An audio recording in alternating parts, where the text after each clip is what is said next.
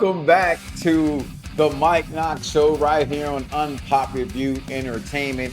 We have already spoke about the Rated R Superstar Edge and hashtag Death to Dirt Sheets. Now, I want to push your attention towards hashtag Wrestling is Storyline. And in the late 90s, after the next generation style of wrestling, to some wrestling fans failed, right? As the new generation went forth with, HH, Terry Bollea getting older, Savage getting older, the old round, things had started to change in the world of professional wrestling, all because of a small indie promotion in Philadelphia called ECW, Extreme Championship Wrestling. Some would call it Extreme Crappy Wrestling. Shout out to RBD for being the GOAT of that organization to me.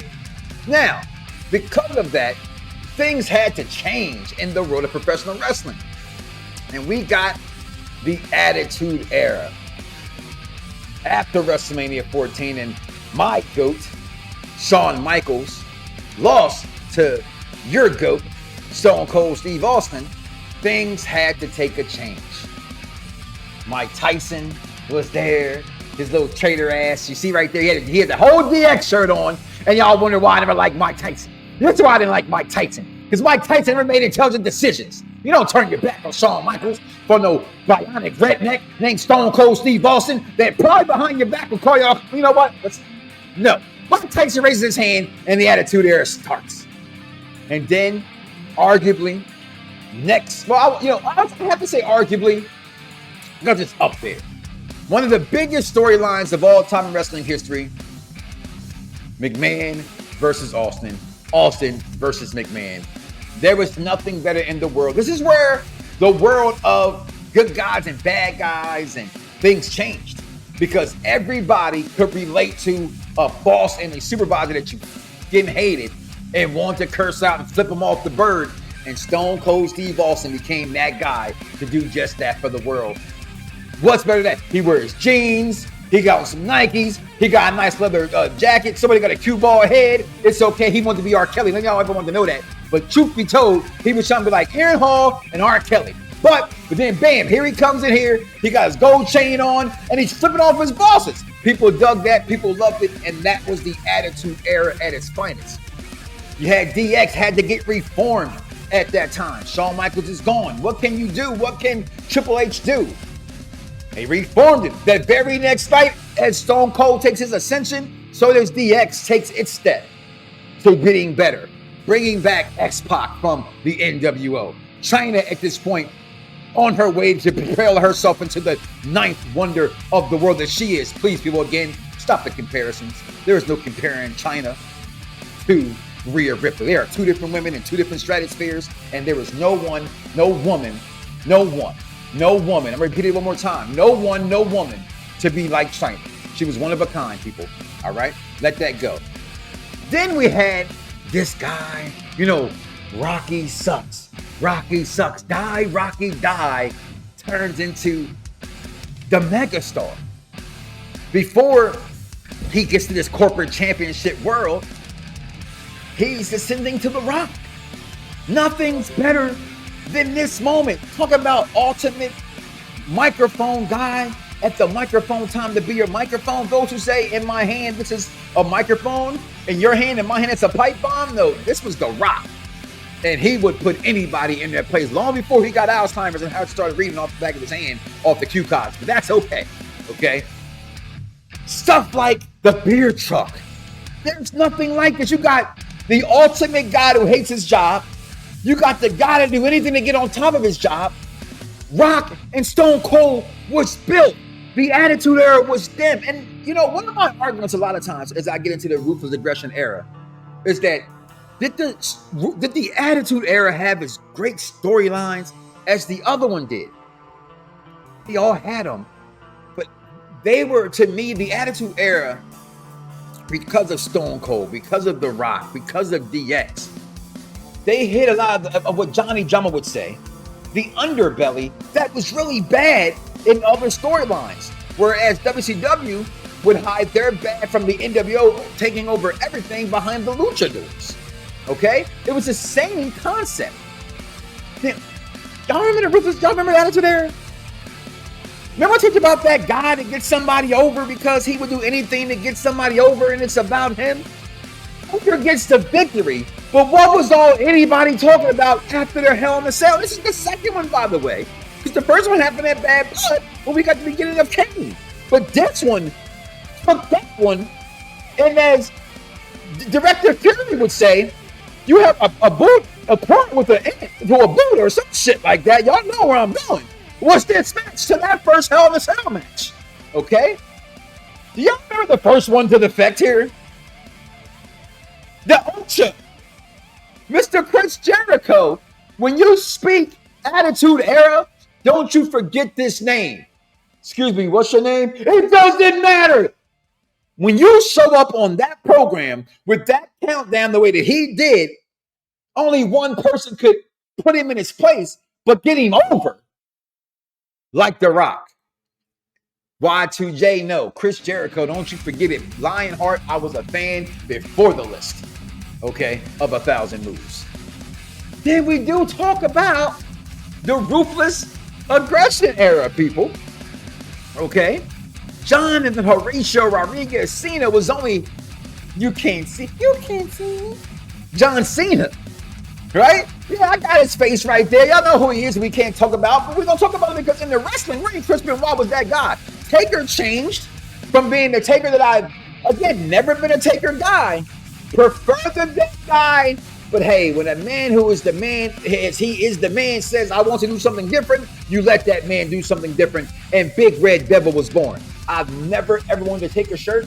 I can never own that Taker shirt because it says Big Red Devil, and I don't put devils on my body. It's labels, people learn them, okay? But if I could have a Big Red Devil shirt, it would be the Undertaker shirt.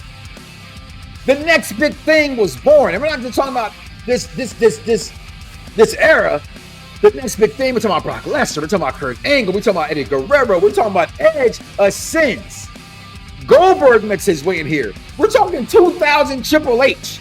People, the list of Rey Mysterio, Bobby Lashley, Randy Orton, Cody Rhodes, the list goes, damn it. In the Ruthless Aggression Era, people. Bischoff joins forces and becomes the general manager of Monday Night Raw, people. Do y'all understand the significance? We just had a Monday Night War. And now, oh God, I need a drink on that one. I got excited. I didn't get excited until that picture right there.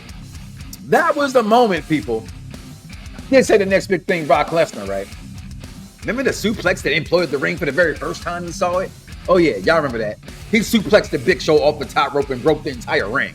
Nobody went through the ring. They broke the entire ring. They didn't have to go get a trailer at SummerSlam to do it and lift it up, which was pretty damn dope, by the way, Brock Lesnar. But damn, Brock and Reigns got a problem. Brock Lesnar has proven to y'all that he will destroy your ring no matter what to win a match. Here's your proof in the pudding, so come get a taste. I know that you love it. You already know I got a smile on my face, okay? Hollywood Rock brings in Goldberg. Hollywood Rock is not glorified enough, people. How great Hollywood Rock was. Hollywood Rock was the great one at its finest. The movies, all the goats from that era. The movies at this time were hidden. So when he came back after coming back, because those guys that leave don't ever come back, he did with a whole new thing. That Hollywood helicopter over the top and then it's cooking would come on. Hollywood Rock was just completely different. Then Goldberg, again, I used to love Goldberg and WCW as a Bret Hart guy. Have the insights to do it. I'm sorry, Bret. But as a Bret Hart guy, I don't like Goldberg. But he was still big. I know some people have Goldberg as their ghost. Now, you gotta understand when I say this, people. One of my son's top 5 wrestlers is Kane and Big Show because he likes giants. Okay? So his entrance was completely underrated. So some people just love Goldberg like some people love Ultimate Warrior. He was that guy. For them, he was just way telling people to do that. No, he was just too sweet, people. He was just way too sweet. Played the wrong clip. I'm not blaming the backstage guy. I don't think he did it, but somebody who else in my damn studio? But Hollywood Rock Goldberg was just different. And for all that stuff we got from Rock and Stone Cold as corporate Rock versus the corporate Hater and McMahon and Austin and their matches, which I like to say their latter two WrestleMania matches were better in the Ruthless Aggression era. The reason why I choose one over the other is almost here upon us. Evolution was born, Randy Orton. What they did to 1 + 1 is 18 divided by 4, take away the W, add him in because he's fat. Scott Steiner, I loved it. Batista was born. The Elimination Chamber was born. RVD came over. ECW people started coming over. Eddie Guerrero versus anybody. Kurt Angle. Trish and Lita. They're not Attitude Era people. Who wants to put Trish and Lita in the Attitude Era? They are Ruthless Aggression. That started Attitude Era, but it climaxed. That's why you have relations, people that so you can make her and she can make you climax. It happened in the Ruthless Aggression Era. Never forget these women, ever. Jonathan Horatio Rodriguez Cena was no longer, he started off as a boy and you can't see me, to this guy, okay? The guy before you that is the Tom Brady of professional wrestling. Sorry, Ric Flair, that title will fall, I believe. If not by him, definitely by your daughter. Okay? Because we all know that Charlotte Flair women's wrestling.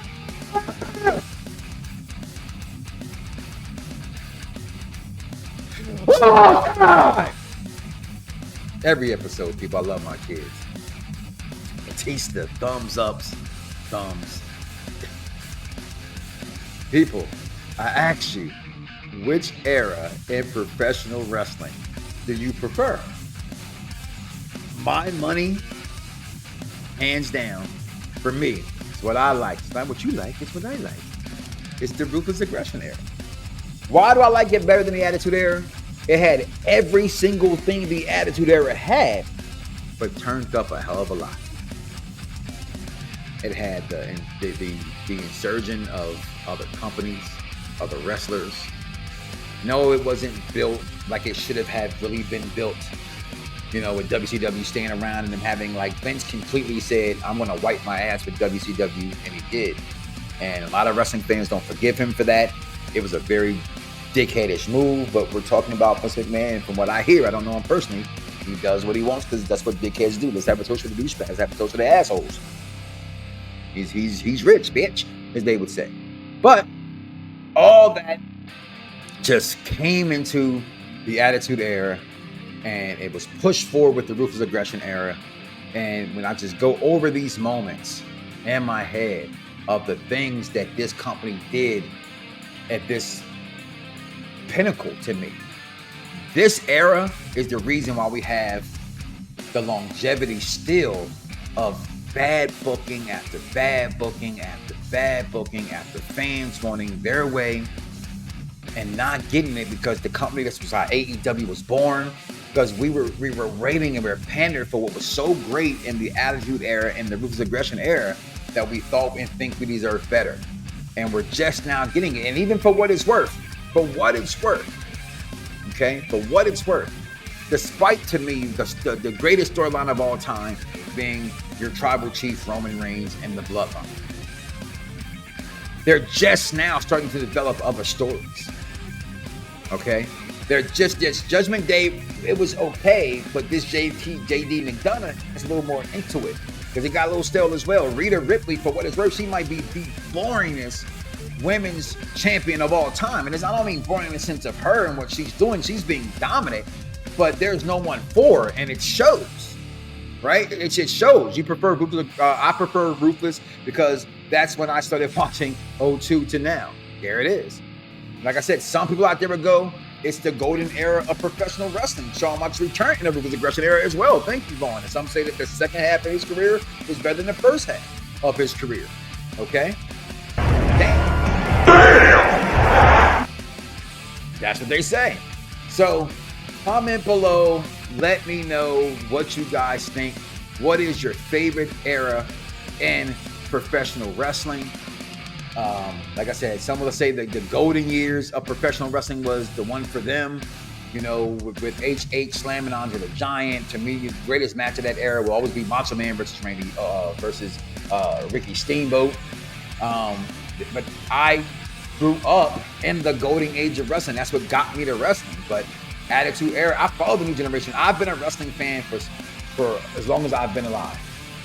And I've only left because of me becoming an adult and identifying myself as a black man, and where I stood as a wrestling fan and where I had enough was enough. And when the Edges and the Ortons and the Cenas and all started coming around, I can't truly say that I have a favorite that I love like I loved growing up as a child. But I admire so many people. So when I say Edge, to me, I have to really see where I rank him in my all-time, in my favorites list. All-time, I think he has to be top 25. I think it's without question. Someone says he's the best Intercontinental Champion of all time. And no, people, Gunther may break a record, but he's not the greatest Intercontinental Champion of all time.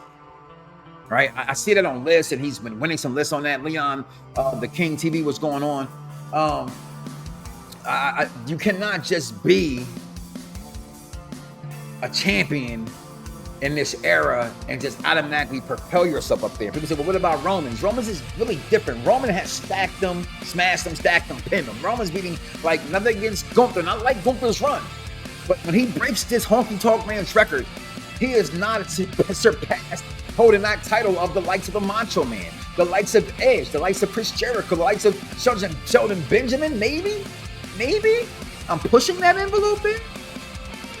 Okay, I give him Sheldon. Okay, but he hasn't passed the Miz with that title. People gotta remember these other title runs.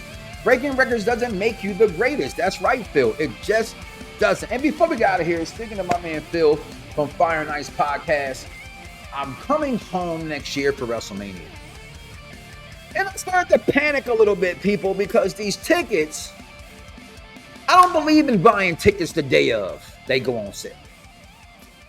Shout out to the belt emperors and the belt kings out there that, can do those kind of things. I got 4 children. I've been ill. You know what I'm saying? So, I've been home. Okay. These tickets are insane. And wrestling fans, you are crazier for paying for them. Because I'm mad at you. Like I always am. So hopefully, as the executives all the time to talk me off the ledge, I will try to relax and somehow be in the building. The question is, will Mike Knoxxx break before Mania and purchase his tickets at this crazy absorbable prices that are only this high so they can break a record?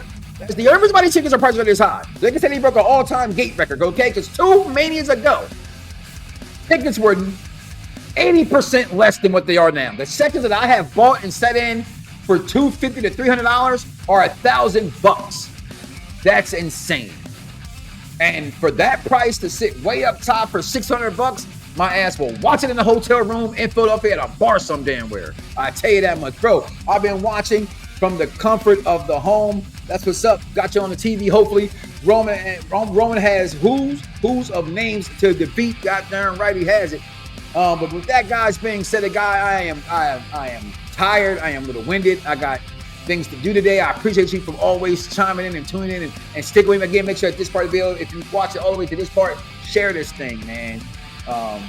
Share it somewhere. Like, follow, and subscribe if you haven't subscribed. Tell us here on the Mike Knoxxx Show or on Pop Review Wrestling. Make sure you check it out, guys. And this Thursday, we got Pacific Rim 2 coming up for our movies that rock in 2018. And tomorrow we start another on Pop Review Entertainment we start the franchise series of Saw movies, starting off with Saw 1. You can tune in tomorrow night and check me on Sports Gamers Online as they break down Madden Football 24 and some 2K news that just dropped as well. We'll be talking about tomorrow on Sports Gamers Online, the YouTube channel. Make sure you guys check that out. And listen, guys, do me a favor. As I say every day, every time I get out of here, because I mean it to my heart and I mean it, follow me on this one. Do not wake up tomorrow morning and say to yourself, I love me some me.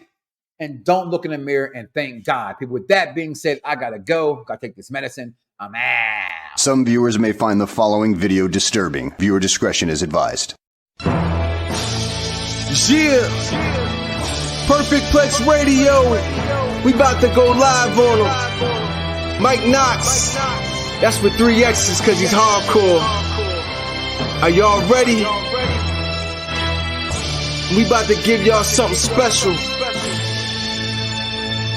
You ready?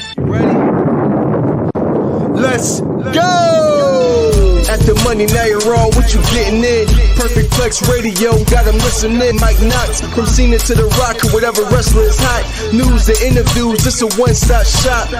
Matter of fact, let me give you more choices. You could call in and be the voice with the voiceless. So what you waiting on? Let's get it cracking. Let's talk wrestling, that's enough rapping.